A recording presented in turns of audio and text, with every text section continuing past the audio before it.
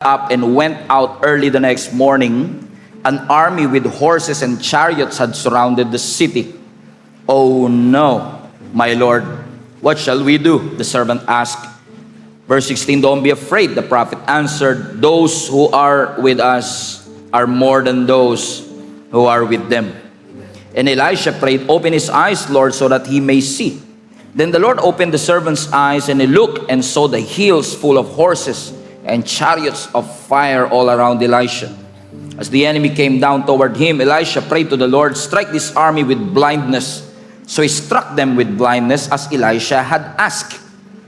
Elisha told them, "This is not the road, and this is not the city. Follow me. I will lead you to the man you are looking for." And he led them to Samaria.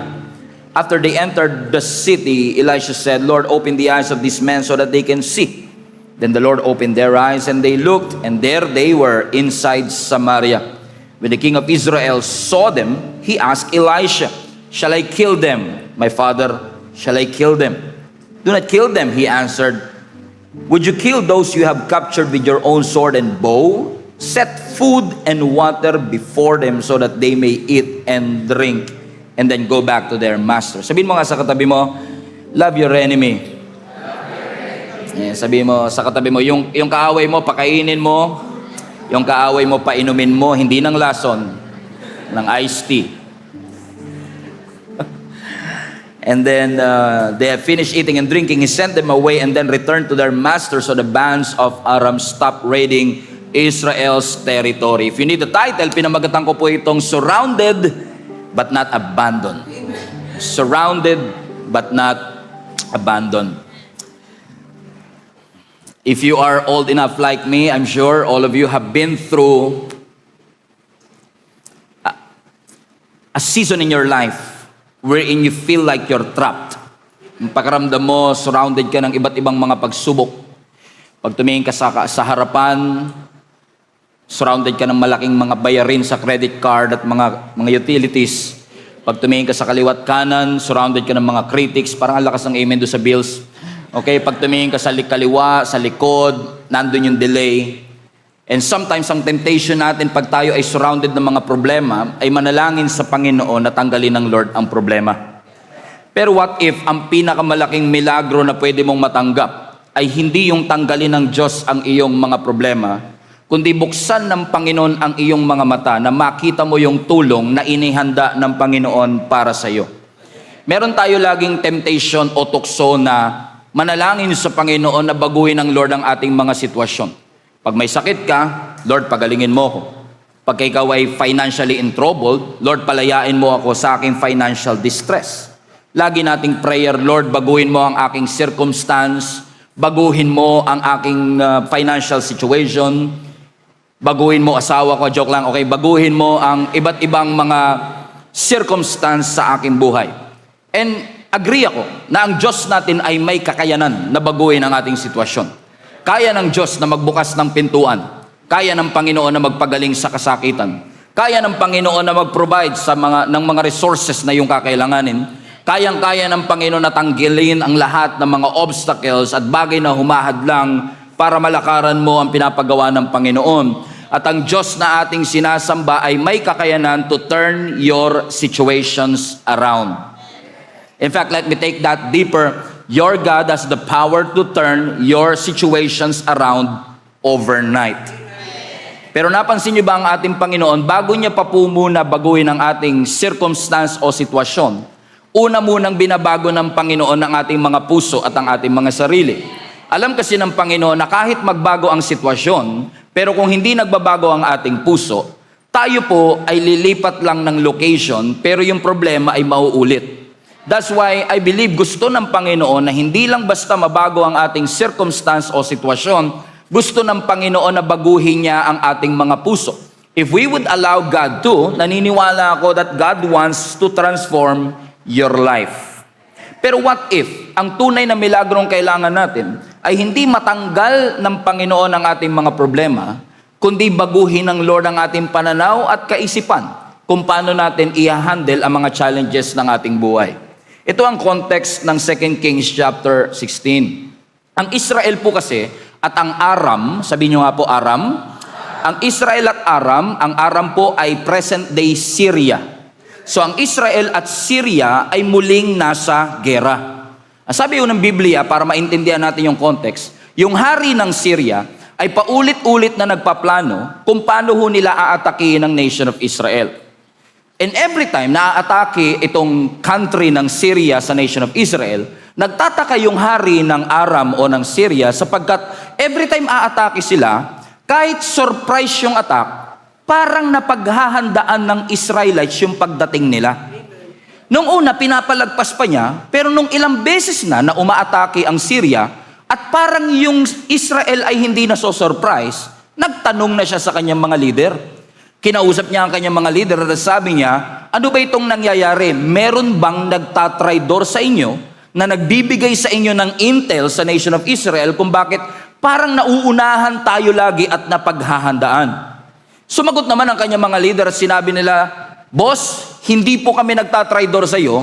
In fact, ang Israel ay may isang propeta na siyang nagbibigay ng intel na galing raw sa Panginoon kung bakit ang nation of Israel ay laging nakapaghahanda. Nung ito'y nabalitaan ng King of Aram na meron daw isang propeta na nagbibigay ng intel para mapaghandaan ang kanilang pag-atake, siya man ay naghanda kung paano aarestuhin itong propeta na ito. Alam niyo ba yung pangalan ng propeta na yan? Ang kanyang pangalan, Elisha.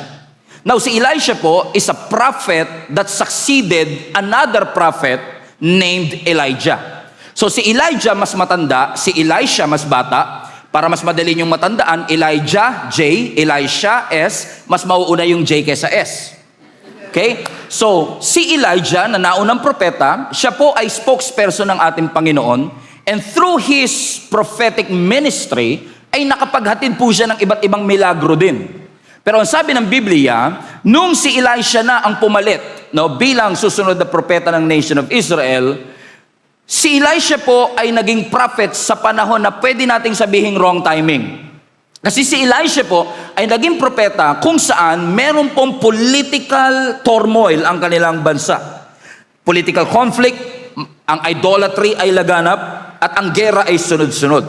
Kung i-compare si Elisha kay Elijah, si Elijah ay medyo confrontational, pero hindi mo rin pwedeng ismulint itong si Elisha sapagkat si Elisha po ay nakagawa ng iba't ibang mga milagro. In fact, itong si Elisha ay merong wise leadership na maituturing. Kung si Elijah ay nakapag-produce ng 16 na milagro, itong si Elisha naman ay literal na double portion na nakapag-produce ng 32 miracles. Pinagaling niya ang mga may sakit, binuhay niya ang mga patay, may mga pagkaing minultiply. In fact, naging advisor pa itong si Elisha ng hari.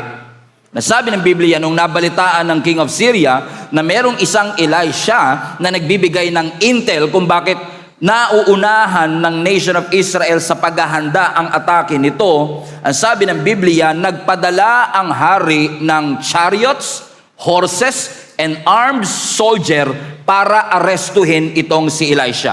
Wala silang ibang misyon kundi arestuhin itong propeta na ang pangalan ay Elisha. Alam niyo ba kung kailan sila umatake? Gabi sila umatake at pinaligiran nila ang buong syudad ng Dothan o ng Israel. Think about this, ha? Pinadala ng hari ng Aram ang lahat ng kanyang military force para lang arestuhin ang nag-iisang propeta. Which tells us, mga kapatid, that this king understand na si Elisha ay hindi basta-basta kasi meron siyang friends in high places. Meron siyang kaibigan sa itaas na tumutulong sa kanya kung bakit hindi mo siya basta-basta magagapi.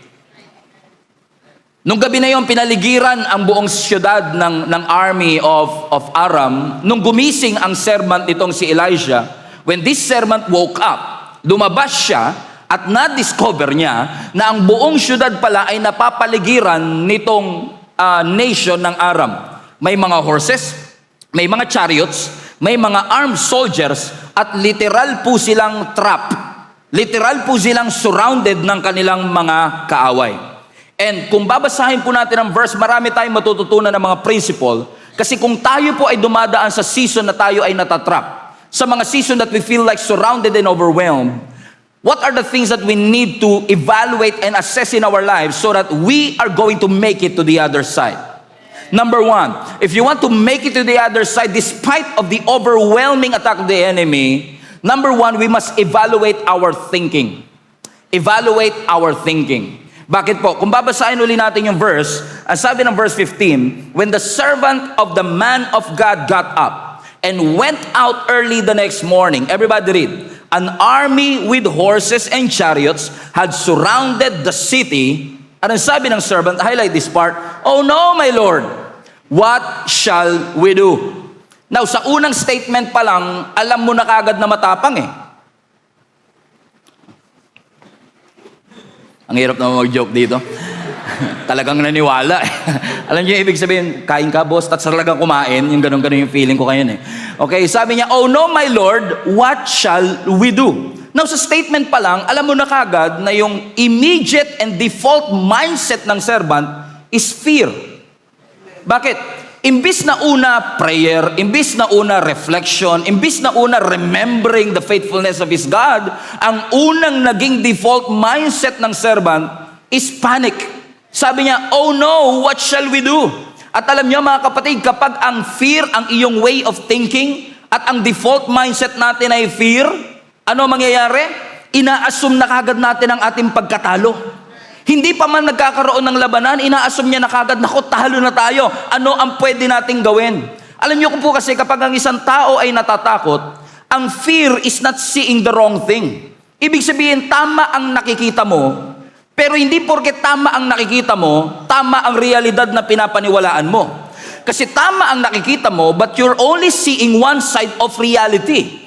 So this is a good question for each and every one of us. When something goes wrong in your family, when something goes wrong in your finances, when something goes wrong in the ministry, what is your default mindset?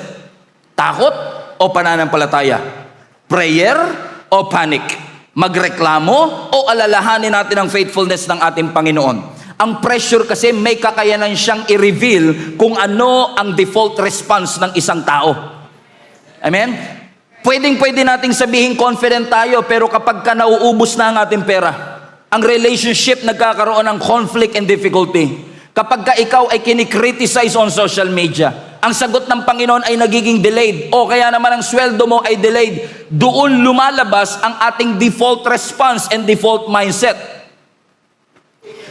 Pwede kasing kumbinsidong-kumbinsido ka na mahaba ang pasensya mo, until magpadala ang Diyos ng isang taong susubok sa pasensya mo. Finally, we're connecting. Anong ibig ko sabihin? Posibleng convinced ka. Ang tiwala ko ay sa Panginoon until yung sagot sa panalangin mo madelay. Pwedeng paniwalang-paniwala ka na meron kang emotional strength. Malakas ang aking emosyon. Until someone rejects you. Pwedeng paniwalang-paniwala ka, matagal na yon, pinatawad ko na siya. Until mabanggit na naman yung pangalan niya, at bigla na namang umusbong ang galit mo sa kanya. Akala mo pinatawad mo na, hindi pa pala. Kasi ang default mindset mo, not really to forgive, but for revenge. Maaaring iniisip mo, ang lakas-lakas ng pananampalataya ko, until dumaan ka sa isang pagsubok na hindi mo alam ang gagawin. Kaya sabi ng servants, oh no, he's panicking. Anong tanong niya? Balik mo yung verse, anak. What shall we do? Na kung titignan mo, mukha namang walang mali siya yung tanong. Basta nagtatanong lang naman siya eh. Ano ang aking gagawin? It sounds like a question, but actually kung titignan mo ang Hebrew equivalent, it carries the idea, a conclusion, that he already assumed his defeat. Parang sinasabi niyang, what if I fail? Yung hindi pa nagsisimula yung negosyo, paano kung malugi? Hindi mo pa nililigawan, paano kung mabasted? Paano kung hindi ako makarecover? Paano kung walang magbago sa aking buhay? And this is a good reminder for all of us. Kung ang default mindset natin ay takot, ang default mindset natin ay panic, ang default mindset natin ay complaining, let me just remind you today, nakasurvive ka nga sa mga panahong akala mo babagsak ka na. Pinatawid ka nga ng Lord sa mga season na akala mo magko-collapse ka. So do not allow the struggle to erase the memory of God's faithfulness in your life. Because God is faithful then, He is still faithful now, and He will remain faithful till the end. Sa una, hindi mo ma-appreciate. Sa una, parang hindi mo alam kung ba't inalaw ng Panginoon na mangyari yon. But sometimes those sacrifices are necessary. Na sometimes breakdowns are necessary before the breakthrough. Na sometimes may test bago ang testimony. Na sometimes may mess bago ang message. But if God is in control, hallelujah. Amen. And you know that God is still on His throne. Naniniwala tayo na walang bagay na nangyayari outside God's sovereignty. Di ba pag nag-chess ka, yung chess, yung dibdib, joke. Yung nag-chess ka, di ba? Pag beginner ang nanunood, madali siyang ma-lose heart eh. Uy, pinakain niya yung queen, talo ka na. Pero posibleng sa mata ng Grandmaster, that action is necessary. Kasi ang susunod nito, because yung action na yun is setting up for a checkmate.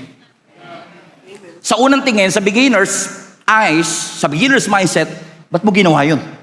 Pero sa mata ng may control, sa mata ng aral, sa mata ng Grandmaster, that sacrifice is necessary kasi pain yun. Kasi ang susunod, checkmate na. Ano ibig sabihin? Minsan po kasi kaya default mindset natin ay takot. Natatakot tayong baka malugi, natatakot tayo baka tayo madaya. Kaya ang default mindset natin ay laging takot is because we allow that pain to speak louder than God's history. We allow that hurt to speak louder than God's history. Mas matimbang ba talaga at mas malakas ba talaga ang boses ng takot mo kaysa sa history at track record ng Panginoon sa iyong buhay? Ilang taon ka na? 35? Ibig sabihin 35 years ng tapat ang Diyos sa iyo. Ilang taon ka na? 55? Ibig sabihin 55 years ng tapat ang Panginoon sa iyo. So hayaan mo ba na yung takot mo ngayong 2026 ay makakapagbura ng 55 years of God's faithfulness in your life? Do not allow that struggle to erase God's faithfulness in your life. Tanggalin natin yung survival mindset. Tanggalin natin yung victim mentality, yung scarcity mentality. Palitan natin ang pananampalataya na ang Diyos natin is in control. Ang sabi ng takot mo, napapaligiran namin kayo. Pero ang sabi ng katotohanan ng Scripture, the Lord is still in control. The Lord is still in control. And yes, nakakahawa ang panic, nakakahawa ang takot, nakakahawa ang pagdududa, pero nakakahawa din yung kalmado, payapa. So kung mga hawa ka na lang, wag na COVID. Kapayapaan na ang hihawa mo sa akin. Amen? Sabi mo sa katabi mo, think positive. Sino gusto maging positive? Taas kamay. Praise God. So evaluate. What is your default mindset? Think about how you think.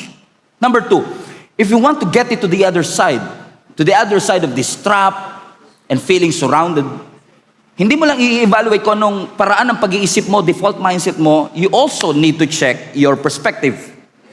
Okay? Now this time, una mindset, pangalawa mata, your perspective. Bakit? Yung servant, hindi niya ini-imagine yung kanyang kaaway. Kasi sabi ng Biblia, di ba? Nagising ang servant, isang araw, at nagulat na lang siya na sila pala ay napapaligiran ng mga kaaway. Now, para ma-visualize nyo, tignan nyo yung screen. First picture, please. Paggising ng servant, nagulat siya na yung kanila palang syudad ay surrounded ng mga kaaway. May horses, may chariots, may armed soldier. Now, question. Kapag sa unang tingin, mukha talaga kayo napapaligiran. Sa unang tingin, wala kayong kalaban-laban. So, ibig sabihin, nung sinabi ng servant, oh no, what shall we do? Ibig sabihin, yung servant, hindi po siya nag-i-imagine ng senaryo.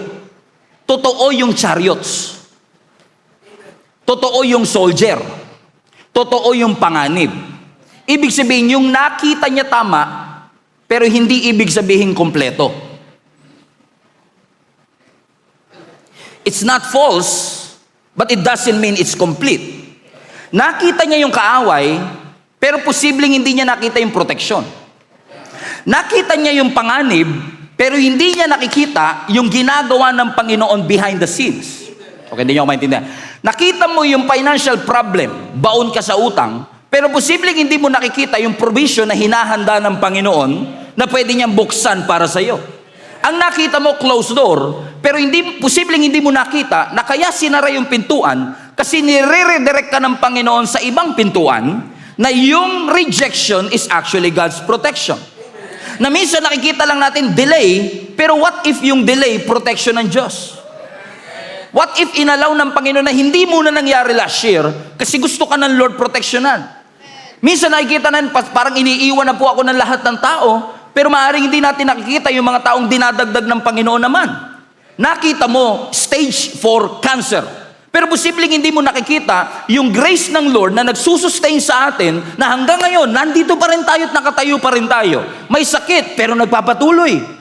Hindi maganda ang pakiramdam, pero patuloy na nananampalataya sa Panginoon. Na minsan ang nakikita lang natin yung challenge, yung battle, yung difficulty, pero you have to see that on the other side of this battle, may testimony. That somehow, somewhere, yung mga battle na pinagdadaanan mo ay gagamitin mo ring magandang istorya kung paano ka tinulungan ng Panginoon na makalagpas. Akala mo noon, 2022, hindi ka na makakasurvive. 4 years later, remind ko lang kayo, malagpas na po tayo sa kalahati ng 2026. Isang buwan mahigit na lang po, maririnig nyo na si Wene.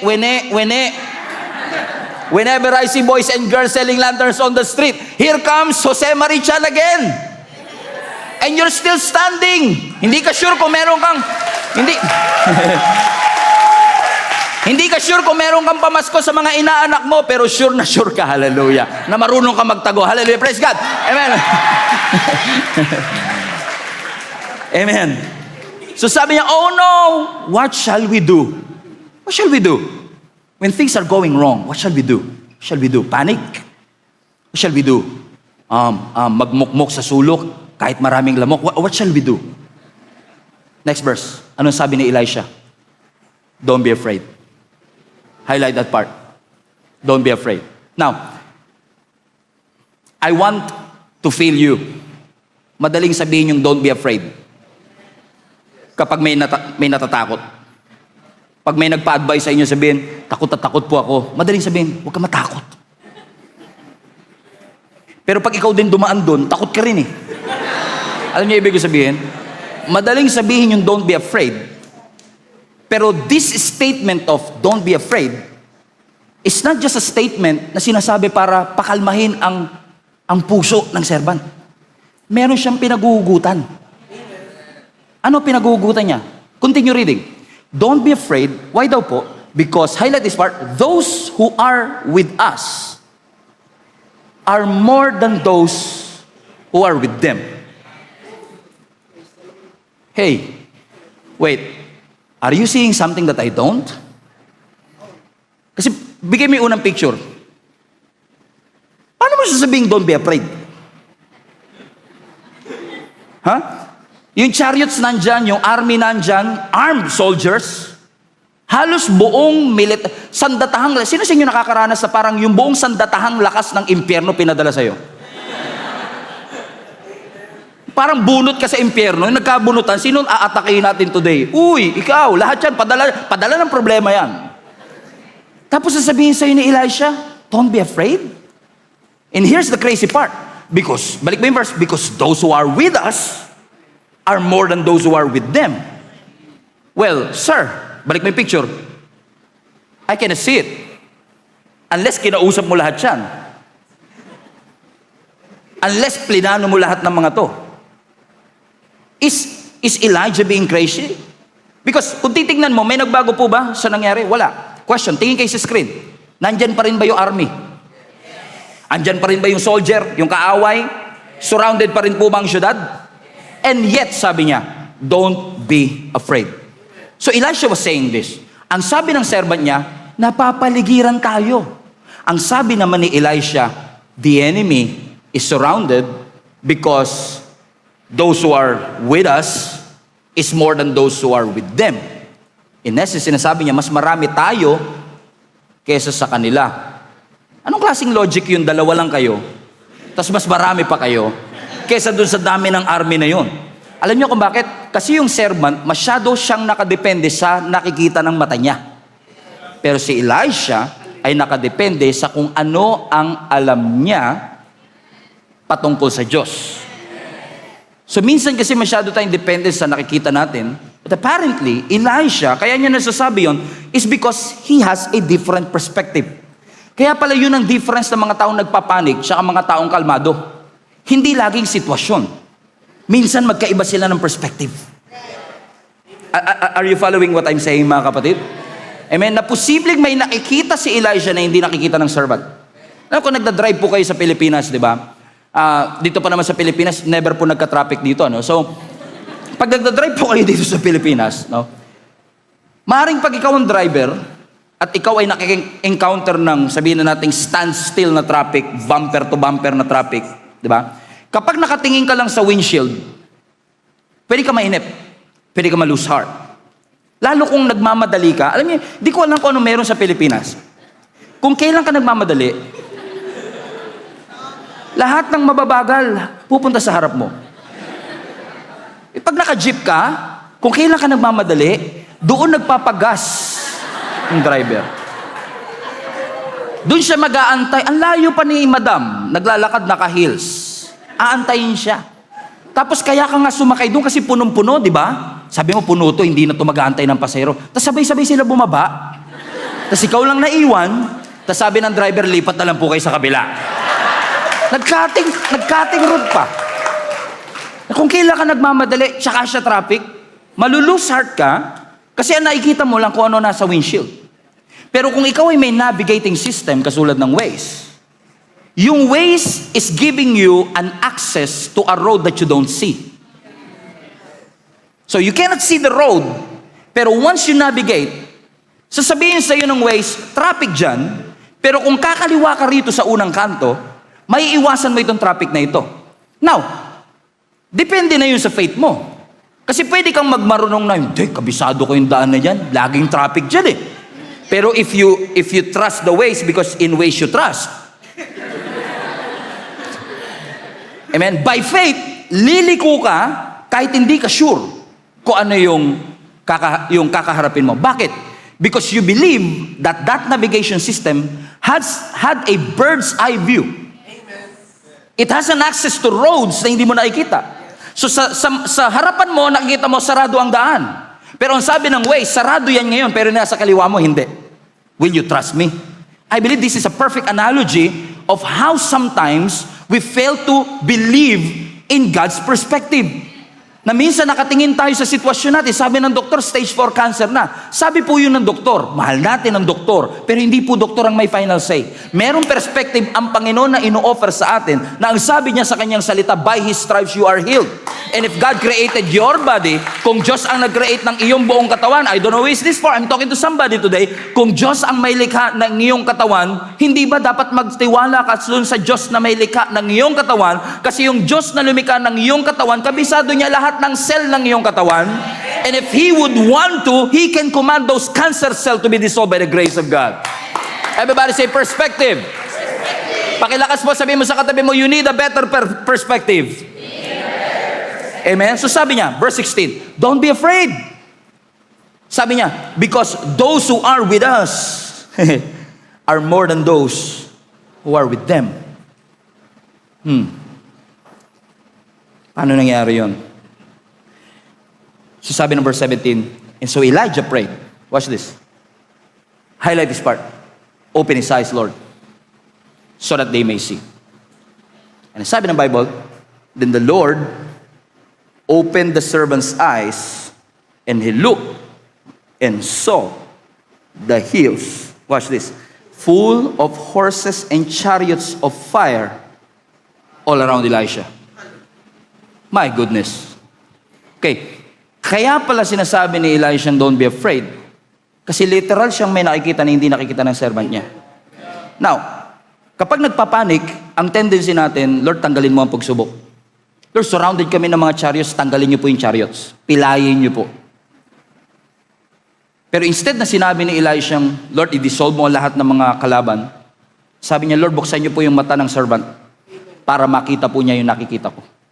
At nung binuksan ng Lord ang mata ng kanyang servant, pakita mo second picture, he was amazed na merong mga chariots and horses, heavenly armies, chariots of fire na hindi nakikita ng naked eye, but those who surround them are surrounded by the heavenly armies of the Lord. That's why he's confident. Because he saw something that his servant don't. Amen. Kaya pala siya confident. Kasi mas marami pala talaga yung rescue, yung tulong ng Panginoon sa kanya. At madalas po tayo, ang temptation natin, Lord, tanggalin niyo yung pagsubok, baguhin niyo yung tao na to. Ewan ko ba, ba't ganun lagi prayer natin? Baguhin mo siya. Pero wala yun, baguhin mo rin ako, Lord. Baguhin mo siya. Tapusin mo na yung season na ito. Padiliin niyo naman po ang buhay ko, Panginoon. Pero if you really want to get out of this so-called surrounded situation, maybe a better prayer should be, Lord, change what I see. Change how I see it. Lord, ipakita mo sa akin na hindi mo ako pinabayaan. Lord, ipakita mo sa akin that those who are with me are greater and more than those who are against me. Lord, ipakita mo sa akin yung mga bagay na itinuturo mo sa akin.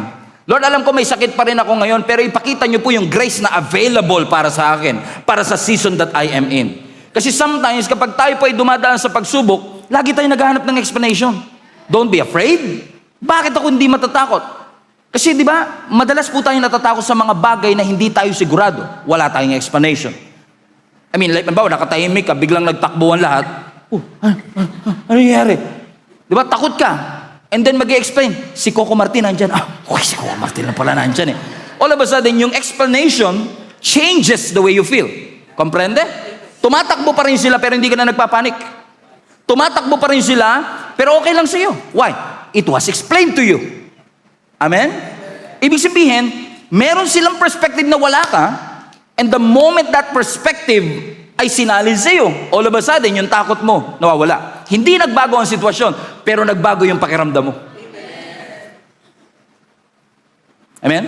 Kagabi, nasa eroplano kami ni Jenny, pauwi kami galing Cagayan de Oro. No? Pag sumasakay po tayo ng eroplano, sa mga nakasakay na po, alam natin na yung turbulence, normal yan. No? Kasi pag dumadaan po ang eroplano sa mga ulap, minsan may mga air pocket po yan na parang nalulubak ang eroplano. Yung mga simpleng lubak na yan, normal po yan. Minsan kaganong ka, ganyan. Kagabi, nung nagbabiyahe kami from Cagayan de Oro, nakaranas po kami ng turbulence na mas malakas kumpara sa usual. Sa medyo marami-rami na rin naman namin pagsakay ng eroplano, hindi namin naranasan yung ganong kalakas na turbulence. No? So nung nandun na kami, alam niyo, amazing talaga yung turbulence. Kahit atheist, napapa in Jesus' name. Amazing siya. Kasi pag nanginig na yung eroplano, mapapakapit bigla. And I can literally see people, napapakapit, yung ganyan. And even yung hindi mo kapareho ng pananampalataya, kasi alam mo naman sa suot nila, may mga cover, di ba? Na napapatawag ng Jesus, yung mga ganyan. Na-amaze ako eh. Sabi ko, grabe, iba talaga nagagawa ng turbulence eh. Kaya ano ba gusto mo? Maturbulence ka muna bago ka tumawag kay Lord? I mean, di ba? Ano yung ibig ko sabihin? So, pero I was not panicking, not because I am experienced, but because I made a research before na imposible na ang eroplano'y bumagsak gamit lang ang turbulence. Amen? And I'm sure, yung piloto hindi nagpapanik. Kasi meron siyang perspective at alam na hindi ko nakikita at alam. Pero dahil pinag-aralan nila, pero dahil alam na alam nila, kahit dumaan sa mga turbulence, kasi kung pwede silang bumagsak, hindi dapat iniiwas ng piloto yun, di ba? Pero bakit hindi niya iniwas? Bakit tinayaan niya dumaan sa turbulence? Because the pilot knows that this turbulence will never, it doesn't have the power para pabagsakin ang eroplano na ito. Pero sa perspective ko, perspective ng mga katabi ko, pag yumayanig, ang tendency mo magpanik. Pero iba kasi ang perspective ng cockpit sa 28A. Doon sa cockpit, nakikita nila, kaya natin to. Kaya alam mo, pagka crew ng eroplano, magugulat ka. Nayayanig na. Yung stewardess, nagsasalin pa ng kape. Halog lang, nagsasalin ka pa ng kape. Yung isang stewardess, chicken or beef. Alam niyo ibig sabihin? Di ba bakit? Because they know something that we don't. They have a perspective that we don't. Amen. May alam sila na kahit anong shaking ang dumaan dito, this airplane is built on toughness, na kahit anong tindi ng turbulence, hindi ito kayang pabagsakin. That's the difference between a person who is panicking and not. They have a different perspective. Amen. Kaya pala si Elisha, hindi po siya nagpapanik kasi alam niya na ang Diyos ay kasama nila. Andyan pa rin ang army, pero hindi na siya nagpapanik. Andyan pa rin ang pressure, pero lalong nag-arise ang pananampalataya ng servant. Ngayon, pag tinignan ng servant yung mga kaaway, iba na tingin niya. Kanina puno siya ng takot, pero maaaring ngayon punong-puno siya ng confidence. And I just want to remind you this, mga kapatid, bring back the picture again. Hindi lumabas ang heavenly army dahil binuksan ng servant ang kanyang mata. Nandun na yun, bago pa mabuksan ang kanyang mata. Ibig sabihin, present na ang Panginoon bago pa ma-recognize ng servant ang presence ng Diyos. Anong ibig sabihin? Hindi siya dumating nung binuksan ang kanyang mata because that help is already there. Ibig sabihin, posibleng pinoprotektahan ka na ng Panginoon bago ka pa maging aware sa kanyang proteksyon. Na sinasagot na ng Panginoon ang mga panalangin mo behind the scenes. Na may panganib na iniingatan ka at ang iyong pamilya na hindi mo alam na ginagawa ng Panginoon behind the scenes. Na may mga opportunity na ina-align ng Panginoon sa iyo na hindi ka aware. Hindi mo siya nakikita, pero hindi ibig sabihin walang ginagawa ang Panginoon. It was hidden, but God was not inactive. Bakit? Kasi ang Diyos ay may ginagawa habang hindi mo nakikita. Perspective. Everybody say perspective. Now, I would like to advise you, pagpunta ng point number 3, fasten your seatbelt really tight. Papunta na tayo sa exciting part. Tumahimik ah. Parang may dumaan na angel ah.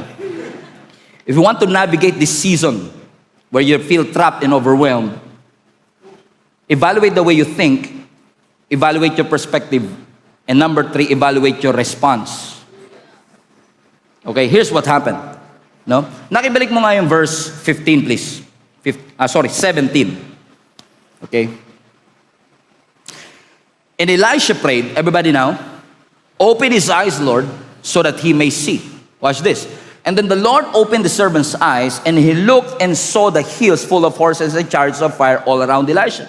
So meaning, nung nakita finally ng servant na sila pala, hallelujah, ay surrounded din ng heavenly army, here's what's happened next. So watch this ha. Nabuksan ang kanyang mata, tingnan niyo yung perspective, nakakatawa to eh. Okay, yung servant walang makita. Sabi ng Lord, buksan yung mata niya. Okay? So yung walang makita, sabi ng Lord, buksan yung mata. Tingnan yung ginawa ni Elisha sa susunod. Okay? Next verse, verse 18. So the enemy came down toward him. Sino yung him? Si Elisha. So yung mga kaaway, bigla nang lumapit kay Elisha para siya arestuhin. So Elisha prayed for the second time. At sabi niya, strike this army with blindness. Okay? Yung servant na hindi makakita, sabi niya, Lord, sana makakita siya. Yung mga kaaway na nakakakita, bulagin mo sila. Ang sabi ng Bible, Lord, strike them with blindness. So God struck them with blindness as Elisha had asked. So yung buong army na nakapaligid sa kanila, binulag ng Diyos.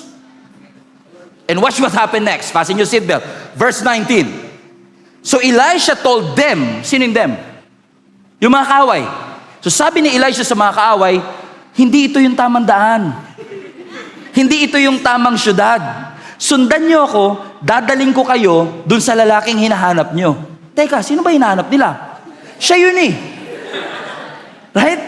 So, nung nabulag ang kanyang mga kaaway, ang sabi niya, hindi ito yung dahan, hindi ito yung syudad, sundan niyo ako and I will lead you to the man that you're looking for. And Elisha led them where? Samaria. And Samaria back then was the capital of Israel. Okay, nakalimutan nyo na. Nakadigmaan ng Aram. Okay, so, sabi niya, Lord, buksan mo ang mata niya para makakita siya. Tapos nung nakita niya na maraming heavenly army, ang sabi naman niya, Lord, yung mga kaaway, bulagin niyo naman po sila. At nabulag sila. At sabi ni Elisha, likay rito, mali kayo ng dinaanan. Mali kayo ng syudad na pinuntahan. Okay, sunod kayo sa akin, dadaling ko kayo dun sa lalaking gusto nyong arestuhin. Sila naman sumunod. Pagsunod nila, buong army sumunod napunta sa Samaria, which is the capital city of Israel, na kanilang kaaway. Think about this. Kani-kanina lang, they are surrounding the city. Outnumbered si Elisha. But right now, those who surround them were now surrounded by the army of Israel. Now, this is where response is asked and tested. Because kung tayo si Elisha, pagkakataon na natin to. Kasi kanina, nilusob nyo kami. Pinaligiran nyo kami. Masama intention nyo sa akin. Ngayon, binulag kayo ni Lord, dinala kayo rito, ako na may control. Yung kaninang talo, ngayon may control kung ano kanyang gagawin. So, next verse. Ang sabi ng hari ng Israel, after they entered the city, Elisha said, verse 21. Okay? Tapos na tayo rito.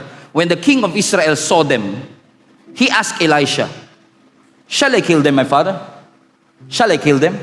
Now, dahil nandun na sila sa Samaria, nagtanong ngayon yung hari ng Israel kay Elisha, anong gagawin na natin? Dinala mo rito eh. Papatayin na ba natin? Shall we kill them? What do you think? Ang sagot ni Elisha, go ahead. Kagabi pa kami inabangan yan. Tinakot kami niyan kanina. Buhay ang kinuha, buhay ang kabayaran. An eye for an eye, a tooth for a tooth. Pinost niya ako, ipopost ko din siya. Story lang siya, wall post ako. Ano sabi ni Elisha? Next verse.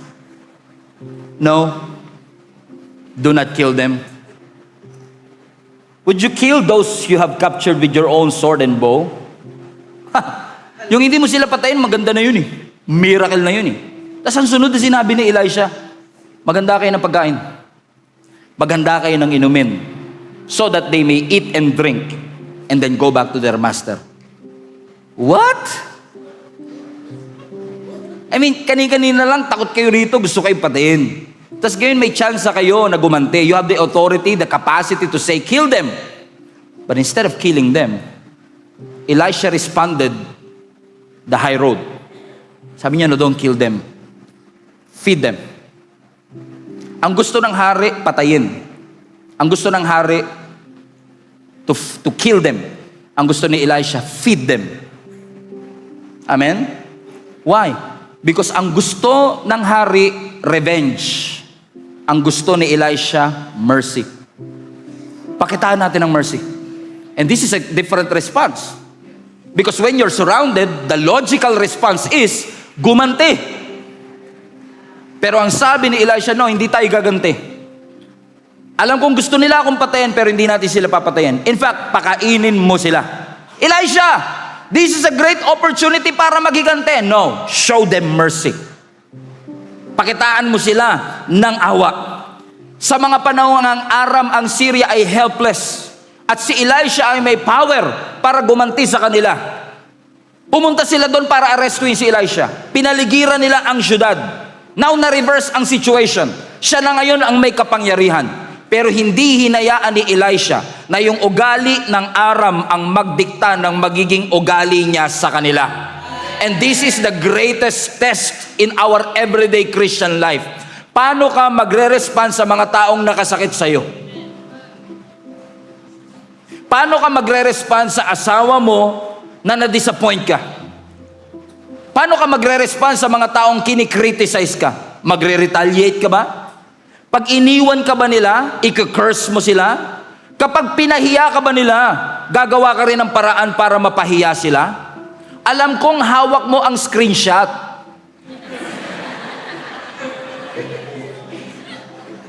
At ikaw ang nasa posisyon ngayon para gumanti.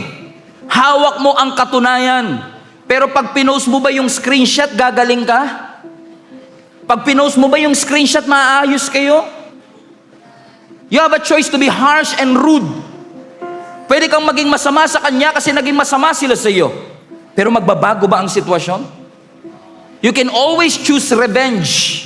But Elisha showed restraint. Ang ibig sabihin ng restraint, pagpipigil. Strength under control. Because anybody can react an immature way. But an emotionally mature person will be able to assess, is this the right response para sa sitwasyon na ito? The healthy people knows how to pause. Because sometimes, ginagamit po natin ang ating posisyon. Ginagamit po natin ang ating, na-reverse ang sitwasyon, and right now, may kakayahan kang gumante.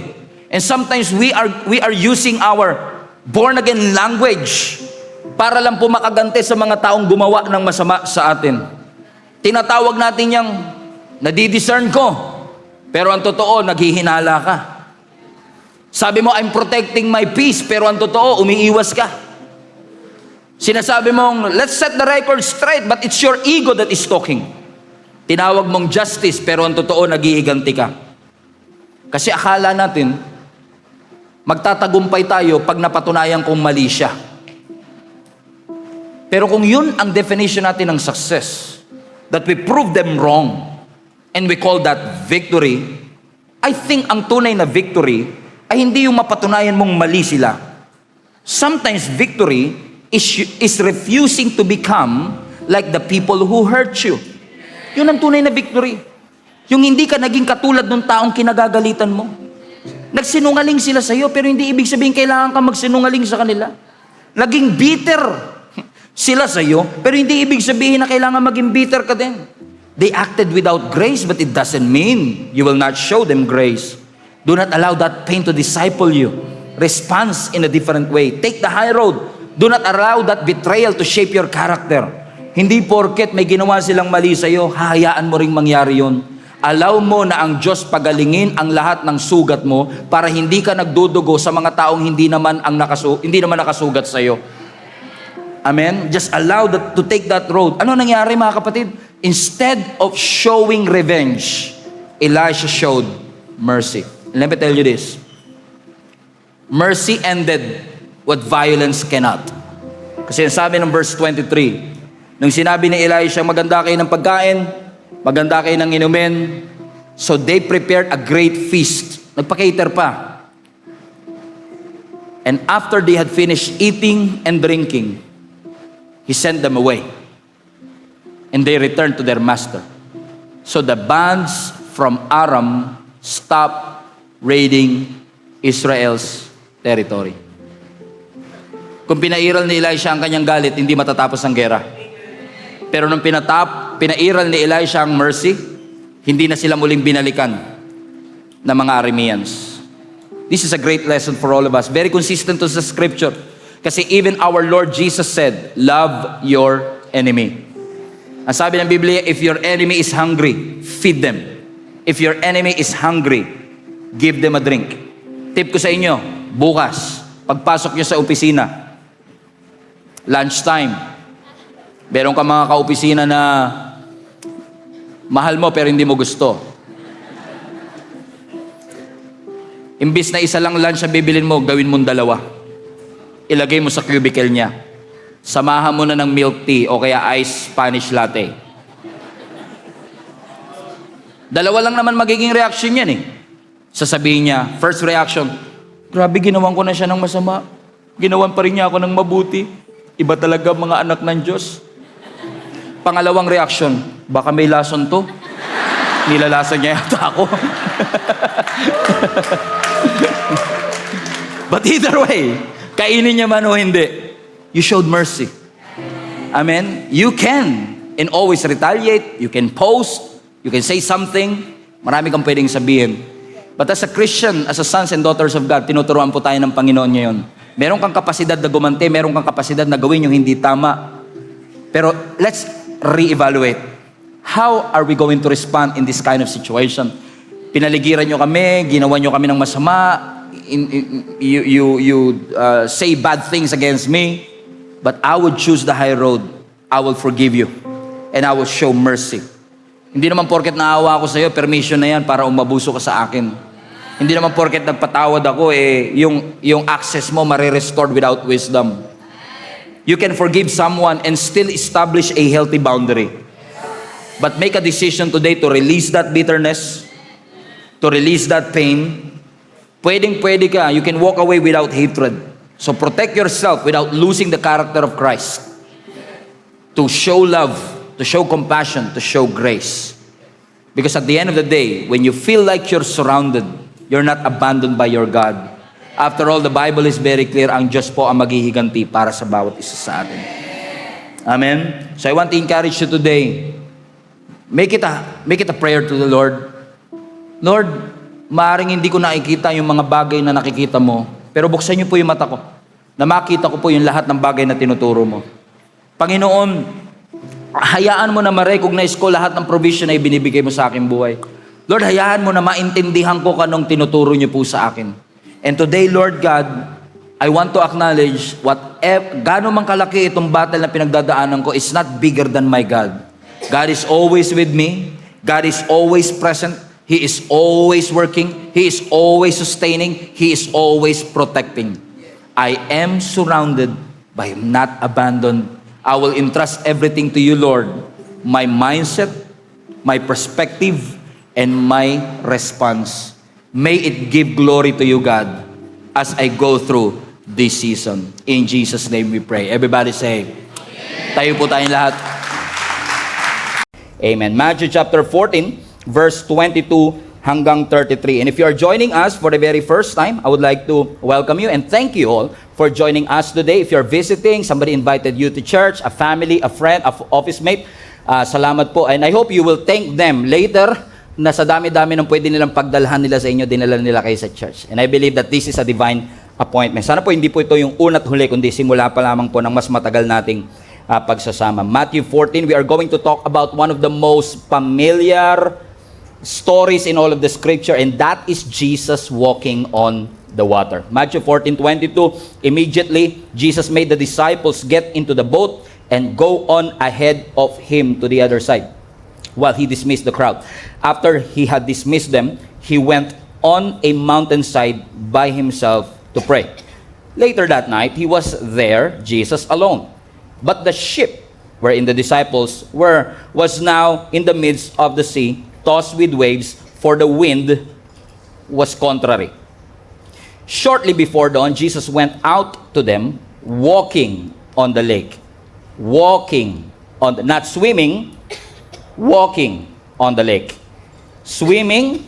No. Walking on the lake.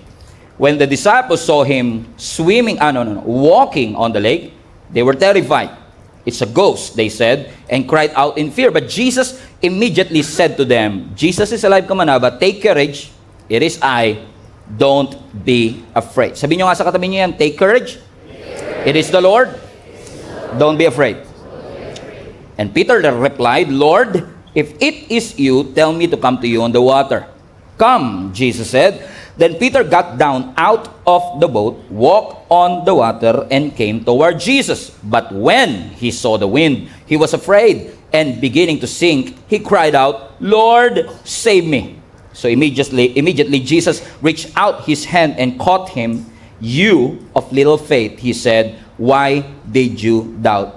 And when they climbed into the boat, the wind died down. Then those who were in the boat worshiped Jesus, and they said, truly, you are the Son of God. Pinamagatan po natin ang mensaheng ito. By the way, this message is the message on all our mission stations as well. We are going to talk about overthinking obedience. Overthinking obedience. Isa sa pinaka-exciting po sa ating buhay Kristiyano ay yung maniwala tayo sa mga imposibleng bagay. Because we believe that our God is a God who can and is willing to do the impossible things. Mga bagay na risky, nakakatakot, mga bagay na beyond our control. Ang context po ng Matthew chapter 14, after Jesus preached the whole day, nagpipreach ang ating Panginoon buong araw, na-witness po ng mga disciples ang isa sa pinakamalaki at pinakapopular na milagro. And that is, Jesus fed 5,000 men. Pinakain po ng ating Panginoong Yesus gamit lamang po ang 5 pandesal at 2 ligo sardines, gamit lang po ang 2 century tuna at 5 pandikoko. Pinakain po ni Jesus Christ ang 5,000 lalaki na approximately, ang sabi ng historians, approximately 12,000 to 15,000 people. And after performing that miracle na na-witness ng mga disciple right before their very eyes, they were literally in the front row seat of that miracle because that miracle happened in their own hands. Nakita nila kung paano minultiply ng ating Panginoon yung 5 pandesal at 2 century tuna. And after that massive miracle, the Bible says in verse 22, immediately Jesus made, highlight this part, Jesus made the disciples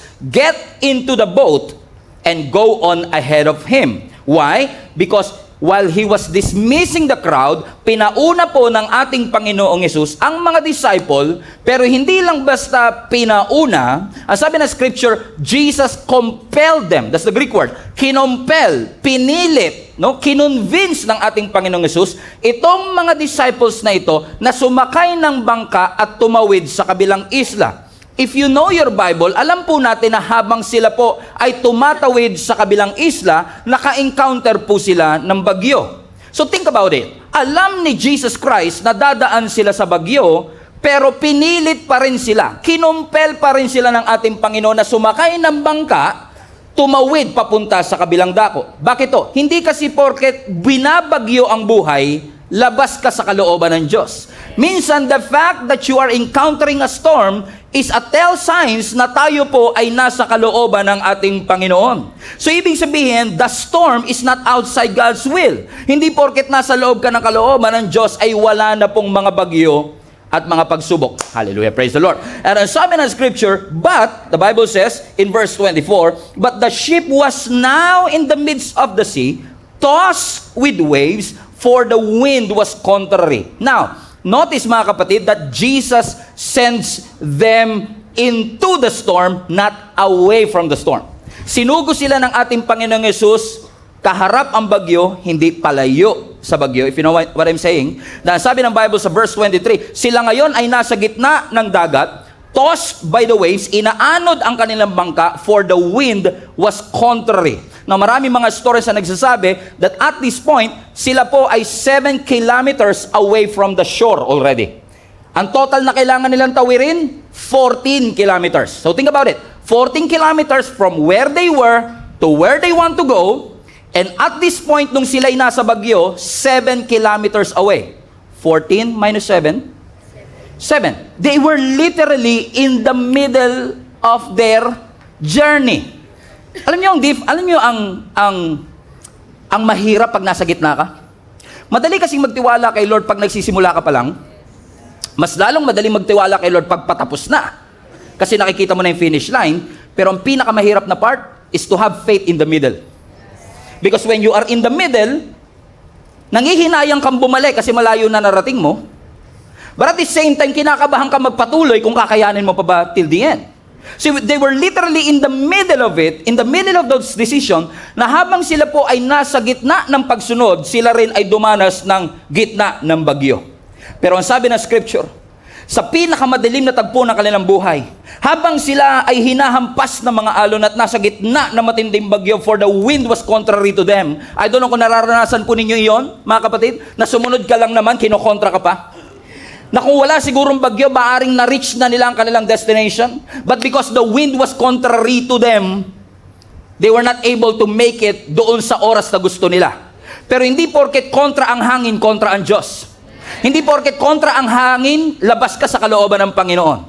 I mean, they were literally obeying what Jesus Christ has instructed to them, and yet in the middle of it, nakaranas sila ng contradiction ng hangin. Nakakaranas ba kayo minsan ng mga ganon? I did. Alam ko marami tayong nakaranas nito. But watch this. In the middle of the darkest hour, sa gitna ng kanilang struggle, sa gitna ng kanilang pagdurusa, sa gitna ng kanilang hirap, ang sabi ng scripture sa verse 25, shortly before dawn, malapit ng magbukang liwayway, Jesus went out to them. Kasi kalim nyo, kahit na gano'ng kadilim ang gabi, darating ang liwanag. Ang corny nun, pero gets nyo yung ibig sabihin. Sorry. Masyadong corny. Okay, shortly before dawn, sorry, nililipad yung papel ko kasi old school ako ngayon. Walang iPad eh. Intermediate pad muna. iPad. Okay. And slow, and slow, and slow. Okay, shortly before dawn, Jesus went out to them. Watch this, everybody. Walking on the lake. Now, ang tatay ko, mangingisda dati. Si Tatay Larry. Tinanong ko siya one time, nung piniprepare ko yung message nito, many years ago. Sabi ko sa kanya, Pa, may nakita ka na ba na kahit sinong isda, o kahit anong isda na nakakalakad sa ibabaw ng tubig? Ang sabi niya, ang pinakamalapit sa naglalakad sa ibabaw ng tubig, flying fish. Pero sa tagal niya na naging mangingisda, never siyang nakakita ng isda na kasi walang pae, na naglalakad sa ibabaw ng tubig. Well, what he's trying to say is, never pa ako nakita ng kahit sino na naglakad. Ang pinakamalapit, swimming. Kasi ang tubig nilalangoyan, hindi nilalakaran. So for them, in the midst of their struggle, in the midst of their uncertainty, makakakita pa sila ngayon ng isang tao na naglalakad sa ibabaw ng tubig, in which, kung titignan nyo ang ancient history, ang mga Jewish people naniniwala sa multo, and they saw Jesus Christ walking on the lake, verse 26, when they saw Jesus not swimming, walking on the lake, everybody, everybody say they. Sino yung they? Yung mga disciples. Yung mga disciples, may babae ba sa mga disciples? So imagine niyo 12 lalaki nasa isang bangka, nakakita ng naglalakad sa ibabaw ng tubig, and they were terrified. Ano ang tunog ng 12 lalaking takot? Ang sabi ng Bible, they were terrified, and they shouted, multo! In which, merong matinding theological tension, kasi kung isa lang si Lord, dapat muluan siya. Pag dalawa, multo. Pag tatlo, multri. Mulpor. Okay? Well, honestly, yung mga ancient Jewish people, naniniwala sila sa multo. So, pinagkamalan nila. Tignan nyo yung rescue, pinagkakamalan mong multo minsan. Na minsan yung rescue, pinagkakamalan mong kalaban. Yung nag-correct sa'yo, pili mo, kontrabida sa'yo. Come on now. Humihingi ka ng tulong ng tinulungan ka. Multo! Sabi mo sa katabi mo, yun lang kailangan mo, pwede ka na umuwi. When the disciples saw Jesus walking on the lake, they were terrified. It's a ghost! They cried out in fear. But watch this, verse 27. But Jesus immediately said to them, take courage. It is I. Don't be afraid. Alam niyo kung bakit? Kasi ang pananampalataya mas lumalakas kapag yung condition mo opposite. Madaling sabihin, yes Lord, kapag nasa simbahan ka, pero mahirap panindigan yung yes Lord kapag ka umiihip na ang hangin. Kapag bumabagyo na, lalo na kapag nakakakita ka na ng bagay na hindi mo dapat nakikita. Maybe some of them are thinking, am I hallucinating right now? Because of my fear, I'm seeing something that I should not. And sabi nila, multo, because they were terrified. And then, yung multo nagsalita, take courage. Pakatatag kayo. Ako ito. It is I. Balik mo yung verse, anak. It is I, the eye of the storm. Jesus. It is I. Don't be afraid. And here comes Peter. May tanong ba? May recitation ba? May kilala ba? May kaklase ba kayo before parang si Peter? Hindi tinatanong, nagre-recite. And look at this. This is verse 27. Let's go to verse 28. Lord, if it is you. Tama, walang tinatanong. Pero si Peter, Lord, sabi ni Lord, don't be afraid. It is I. Take courage. Lord, may kilala ba kayo ganyan sa school? Kung ikaw talaga yan, if, everybody say if. So he was doubting at this point. Kung talagang ikaw yan, he wants proof. Kung ikaw talaga yan, tell me to come to you on the water. If it doesn't make sense actually. Kasi bakit mo tatanungin, Lord, kung talagang ikaw yan? Pwedeng sumagot si Jesus, kung ako talaga ito? Bakit may kilala ka pa bang iba na kaya lumakad sa ibabaw ng tubig? As if naman everybody can walk on water. Obviously, there's no one in this world that can walk on water. There's no one in this world that can defy gravity. There's no one in this world that is greater than this buoyancy. And sabi niya, Lord, if it is you, kung ikaw talaga yan, command me to come to you on the water.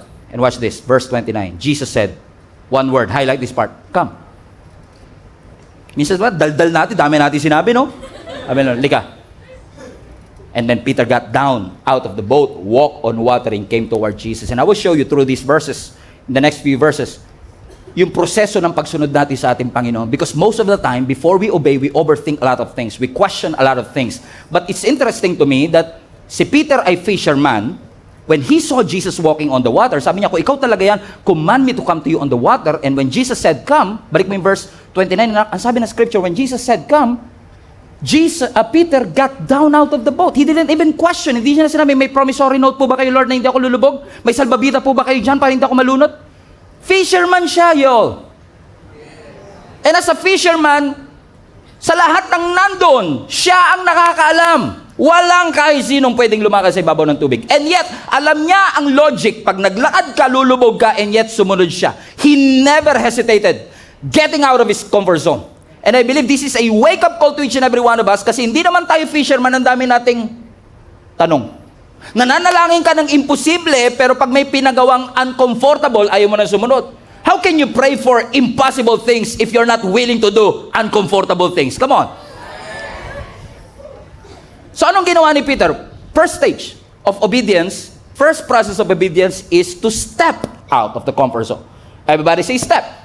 So sabi ng scripture, sa verse 29, Jesus said, sabi ni Peter sa 28, Lord, kung ikaw talaga yan, utusan mo ako lumakad sa ibabaw ng tubig. Sabi ni Jesus, ikaw naman, gusto mo pa talaga, dalawa tayo naglalakad sa ibabaw ng tubig? Hindi niya na-rebuke si Peter. Inimbitahan niya si Peter. Now think about this, especially for those who already know the story. We know that it was a miracle because Peter was able to walk on water for a moment. But that miracle did not start because of Peter's courage.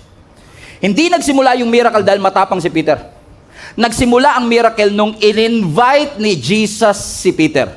So it was Jesus who initiated the invitation. Amen?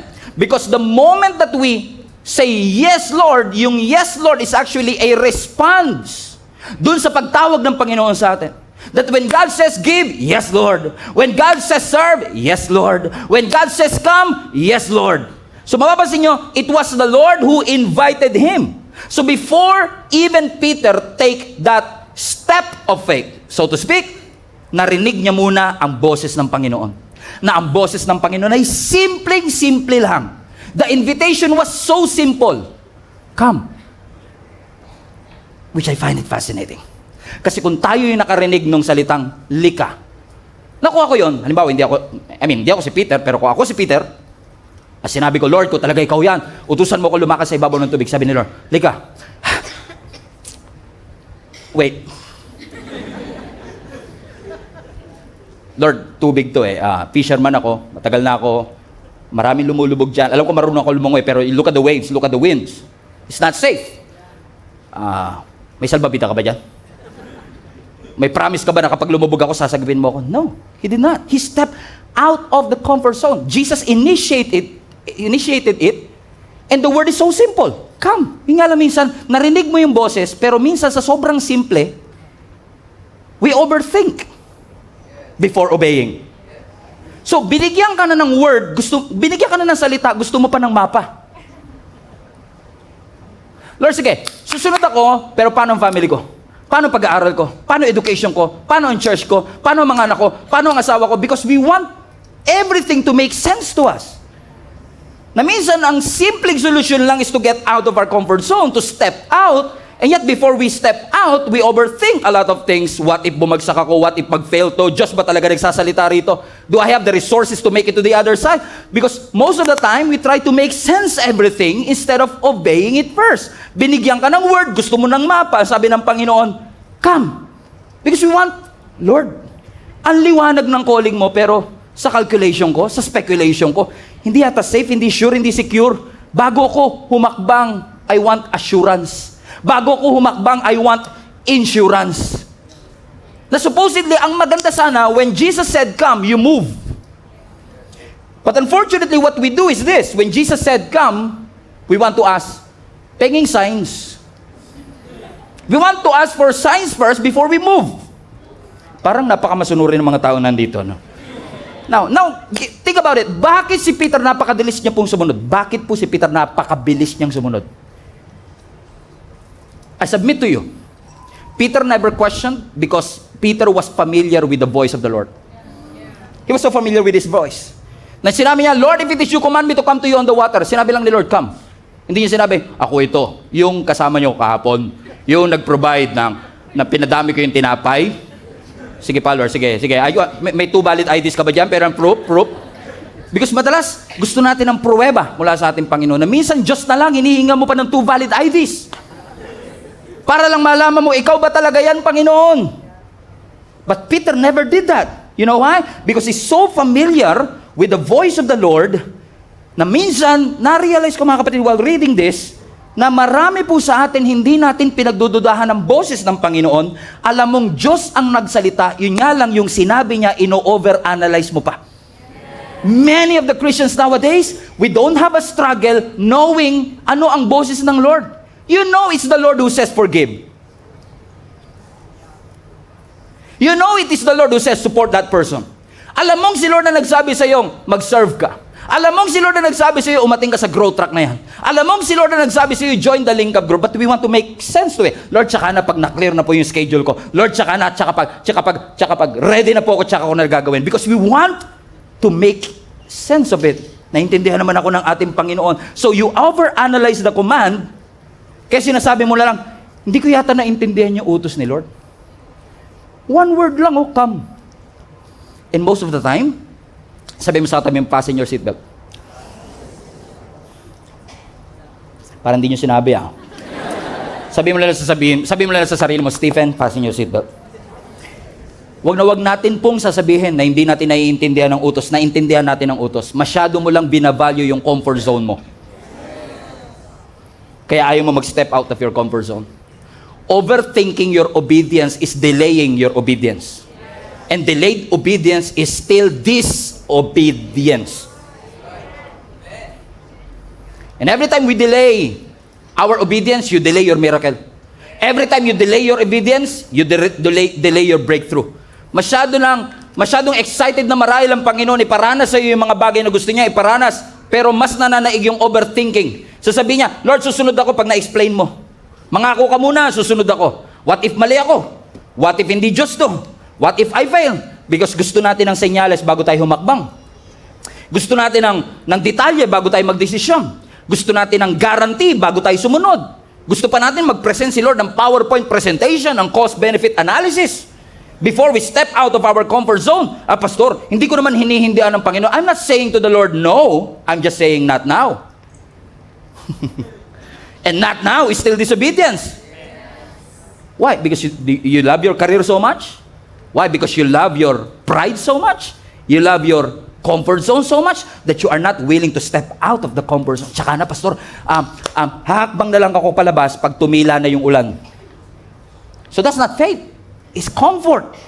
Faith doesn't wait for perfect conditions bago sumunod. Ang pananampalataya hindi nag-aantay na mabago muna ang panahon bago siya sumunod. Ang pananampalataya hindi nag-aantay ng resources bago siya sumunod. Ang kailangan niya lang word. God is not commanding you to walk on the water. He is commanding you to walk on His Word. And when you walk on His Word, you obviously can walk on water. Because that's what faith, everybody say faith. Amen? Hindi na tayo mag-aantay. Kailan hihinto ang bagyong ito para makahakbang na ako? Ang tunay na pananampalataya, sumusunod ka kahit umuulan pa. Sumusunod ka kahit may nakikita kang bagyo. Sumusunod ka kahit ang taas-taas ng alon. Why? Because your faith speaks louder than your doubt. Faith speaks louder than your unbelief. Ang sabi nga po ng Ecclesiastes, ang mga farmer, hindi nag-aantay ng perfect weather bago magtanim. Hindi sasabihin ng mga magsasaka, tsaka na ako magtatanim pagka umulan na. Hindi, nagtatanim muna siya para pag umulan, may madidiligan. Simple lang, di ba? Hindi niya pa na-get? Simple na lang. Bakit? Ganun kasi tayo minsan eh. Ang tunay na magsasaka, hindi sila mag-aantay ng perfect weather kasi kung aantay nila ng perfect weather, hindi sila makakapagtanim in the first place. At kung aantayin mo na mawala yung challenge, mawala na yung bagyo, huminto yung ulan bago ka sumunod sa ating Panginoon, tsaka na, dahilan ko rin yan, sabi ko sa Lord, Lord, tsaka na ako magpo-full time pag nakaipon na ako. You know what? I tried. And by the way, nakaipon ako. At nung nagpastor na ako, sabi ni Lord, give up mo lahat. What? Because that's what faith is all about. Hindi mo kailangan mag-antay ng perfect condition bago ka sumunod sa ating Panginoon. Nga lang minsan, nauna kasi yung gusto natin ng clarity bago yung commitment ba? Gusto ko clear. Kasi sabi ni Lord, come. Malay ko ba kung na-misheard ko siya. But what about Abraham? When the Lord said to Abraham, get out of your country and go to the land that I will show you. Hindi niya tinanong ang Panginoon, Lord, saan? Gaano kalayo? Enough ba yung baon namin para makasunod ako? No. And this is interesting. Okay, hindi niyo ako intindihan. And this is interesting. When God called you and commanded you to do something, and ba, sinabi ng Lord, magpatawad ka. Minsan, di ba? Yes, Lord, kailan po? You want details? Pansinin niyo, no? Sa pagsunod na lang, gusto mo pa rin may control ka. Pinapalitan natin yung faith ng control. Pero ang faith, wala ni isang control on you. At ayaw ng laman natin na sumuko. Ayan, your faith, your flesh hates surrender. You know why? You know why our flesh hates surrender? Because alam ng flesh natin, pag sumuko ka na sa Panginoon, wala ka ng control. You don't control the tides, you don't control the waves, you don't control the wind. Pero ang sabi ng scripture, Peter went out of his comfort zone. Gagalaw lang ba tayo kapag naintindihan na natin ang utos ng Panginoon? So as I've said, ang mga overthinkers, everybody say overthinker. Now, we are not called to be overthinkers. We are called to be overcomers.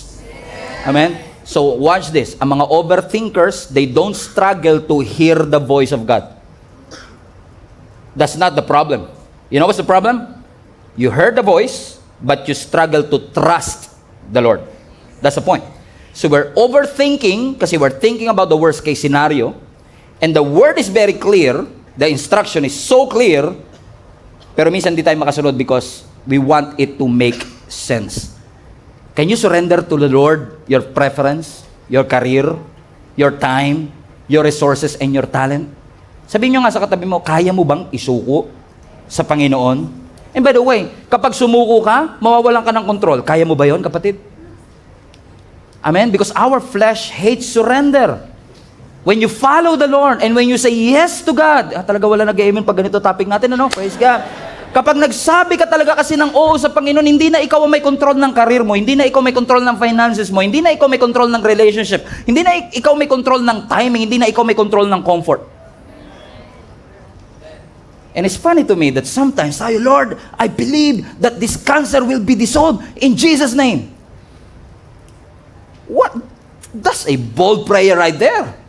You're praying for an impossible. Sinukuha na nga ng doktor, ibig mo sabihin, kaya ng Diyos? Imposible yan. Pero nakakapagtaka at nakakatawa minsan, ang prayer natin puro imposible, pero pag dinala ka sa uncomfortable, ayaw mo rin.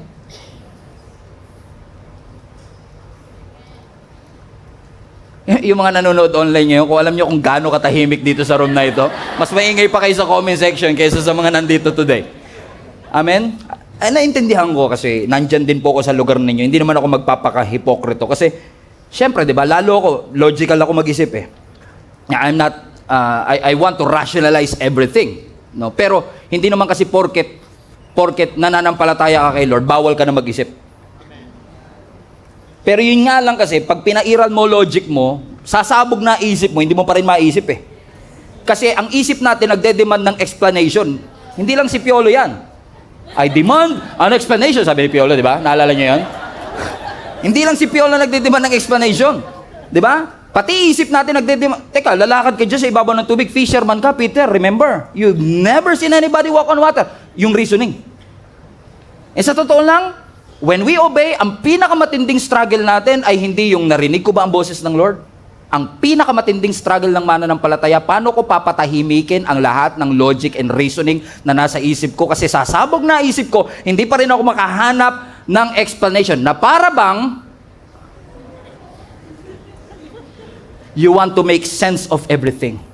You want to control everything. Gusto mo, ikaw ang nakaka-predict ng outcome, nakaka-manage ng outcome. You don't want to lose something in your life. Ayaw mo mawala yung reputasyon mo. Ayaw mo mawala yung pera mo, yung comfort mo. You're still controlled by your past. Hindi ka maka-move on doon na dahil dati nasaktan ka, ngayon hirap ka magtiwala. Mga lalaki, pare-pareho lang talaga yun sila. Hindi naman. Hindi naman lahat, okay? Pero dahil sa nakaraan natin, ganun na naging conclusion natin, so we want clarity to the Lord. Ang sabi ng Lord, kailangan ko ng clarity, kailangan ko ng kaliwanagan, pero ang sabi ng Lord sa Proverbs chapter 3 verse 5, trust the Lord with all your heart and lean not on your own understanding. You want clarity? The word is so clear. Come. Simple lang. Pero walang details.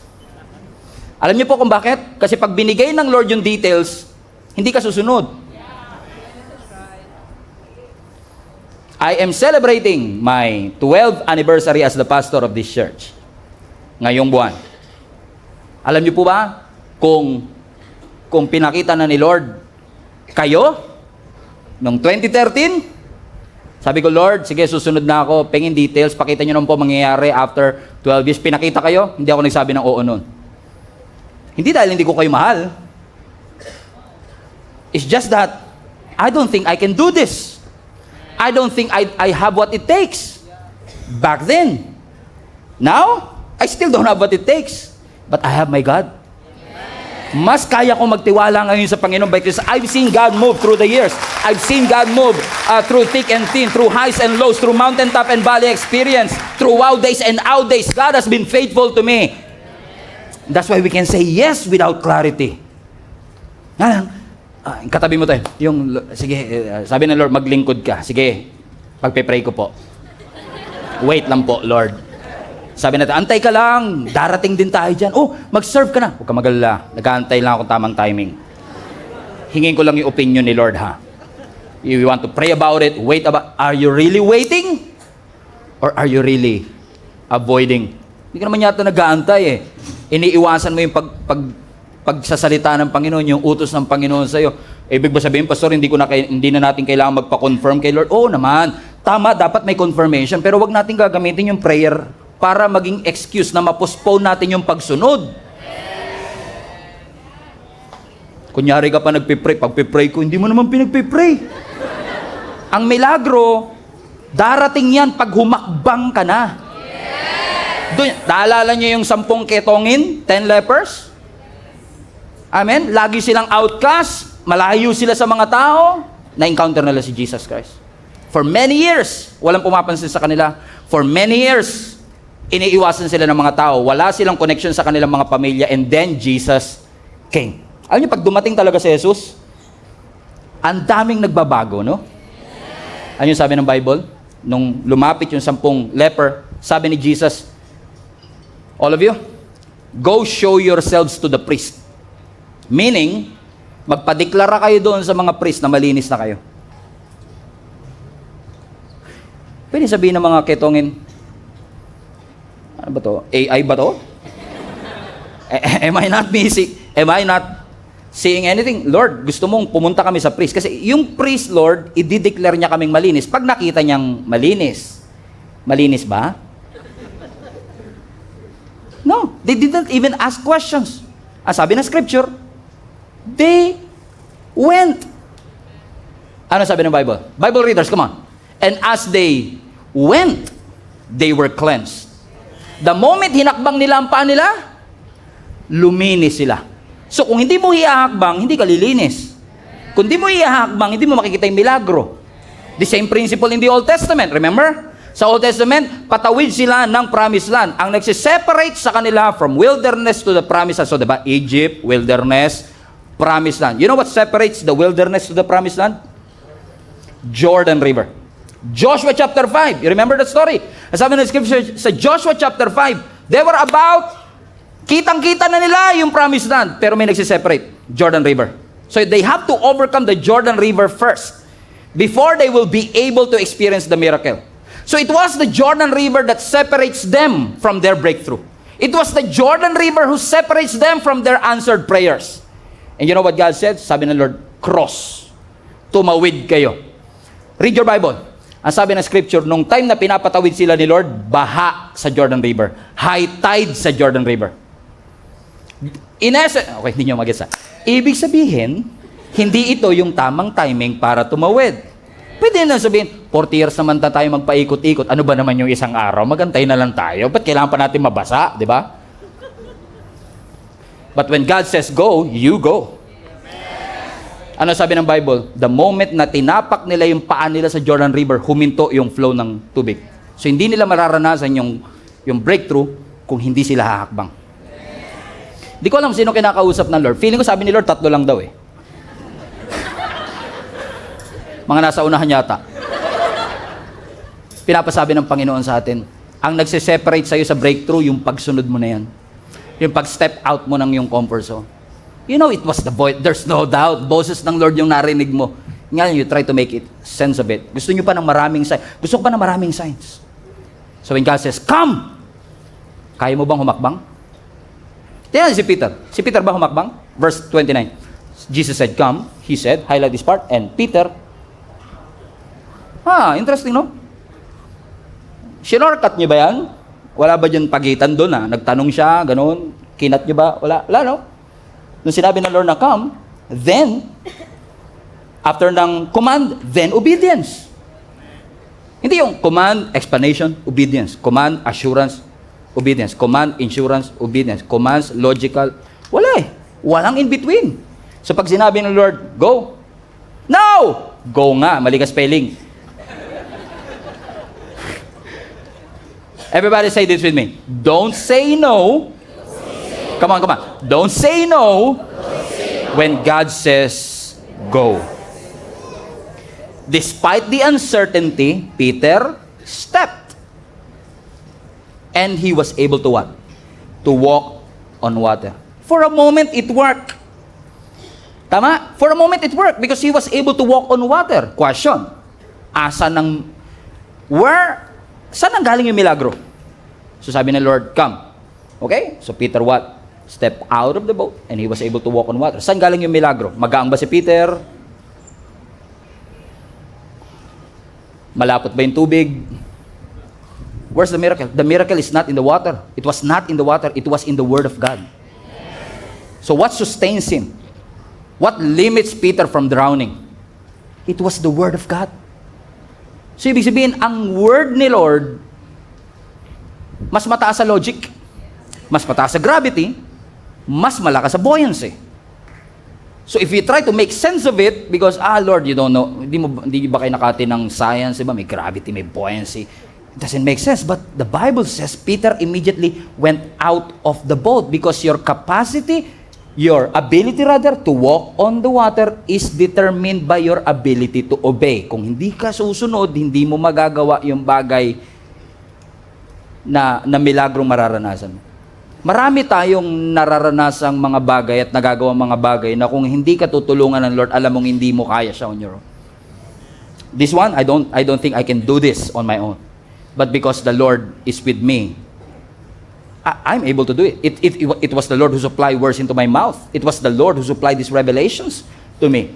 So kung ako lang, hindi ko kaya. Kung ikaw lang, hindi mo kaya. Buti na lang hindi tayo nag-iisa.